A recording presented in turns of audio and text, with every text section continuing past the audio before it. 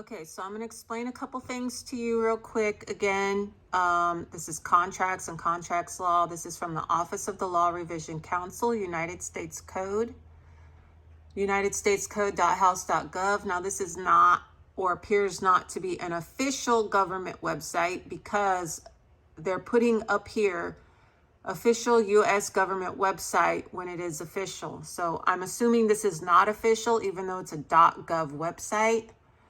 So it's probably a website for a instrumentality. However, it's still chocked good with information. Okay, so what I'm going to show you today is how your signature makes a law for you and only you because you signed a contract. And contracts are under the laws not positive. So you see Title I has an asterisk. That makes it positive, and being positive makes it a law. Title II is not a law. Title 26 is not a law. Commerce and trade is not. Banks and banking is not. So Title 26 is Internal Revenue Code. When you look at the W-4, it just says Internal Revenue Code. That's not how you cite a law. So you cite a law by saying 1 USC section.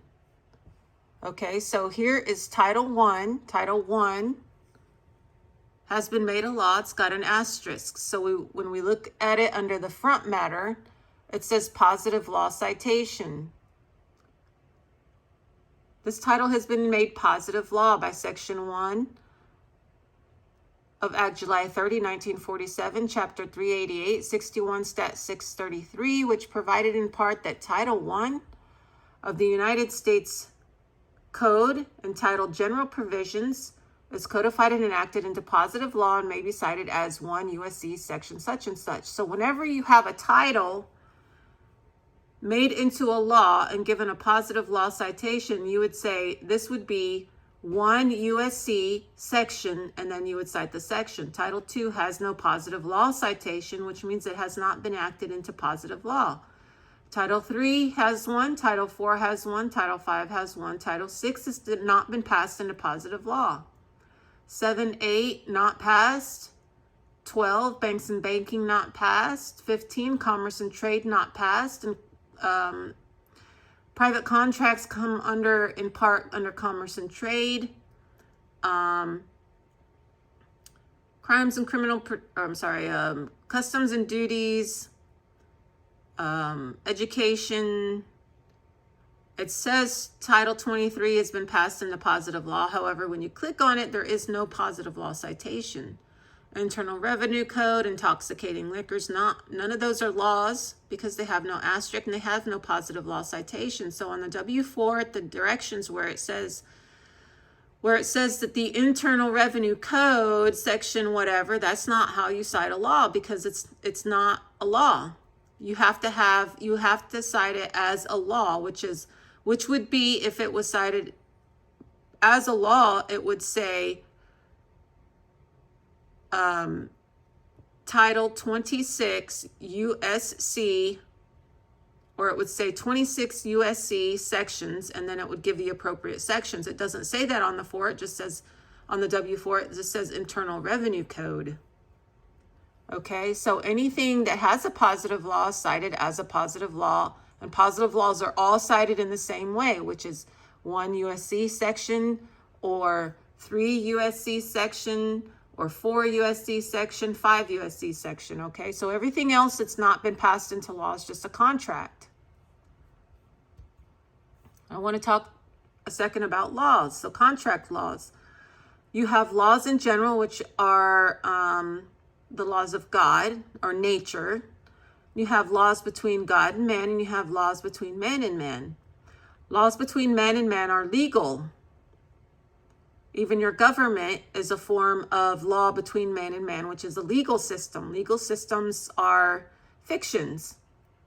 They're all fictions because they don't occur naturally in nature, and anything that goes against nature is considered by legal maxim an impossibility, because man cannot do anything that's an impossibility. And that's from Morton's Law Lexicon, Commercial Business, 1883. Now let's look at Law of Contract by William Brantley, 1912. And we're going to look at page 52, and you can download this book off the internet somewhere. Offer and acceptance. The circumstances which are in conflict with the notion of dissent may be either some positive act, affirmative in character, meaning your signature. Your signature is a positive act. Your signature on the form made it a law for you. Okay? Affirmative in character, or silence or omission, negative in character. Okay? Now we're going to look at philosophy of contract.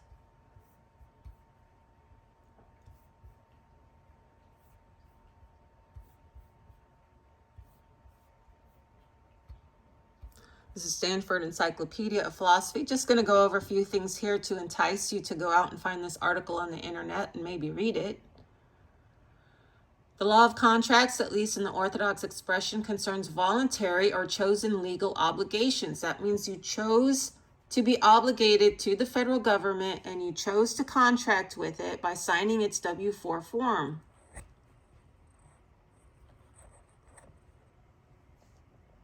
When Brody accepts Susan's offer to sell him a canoe for a set price, the parties' choice alter their legal rights and duties.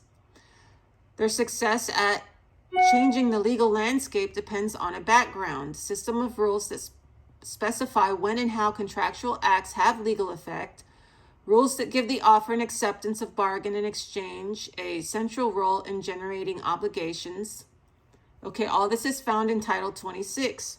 Your obligations and legal rights and duties, etc., etc. And sometimes Title 6 will refer you to other titles, not laws, until after you sign. A related, though distinct, view presents contract law as enforcing a duty not to harm others. But isn't that what they do when they don't give you full disclosure of the contract? But then they'll say they did because it's in the titles, and you should have been aware of the titles. The law of contracts prominently employs the language of promise-making and promissory obligations, the restatement second of contracts. So if you get a restatement the second, which is a legal book, you can read about this kind of stuff. An offer is the manifestation of willingness to offer into a bargain so made as to justify the other person in understanding that his assent to that bargain is invited and will conclude it. Restatement the second. To establish a contract, the offer must be met with an appropriate acceptance, typically a manifestation of assent to the terms made by the offeree in a manner invited or required by the offerer, your signature on the W-4, or any license or any other form the government offers you.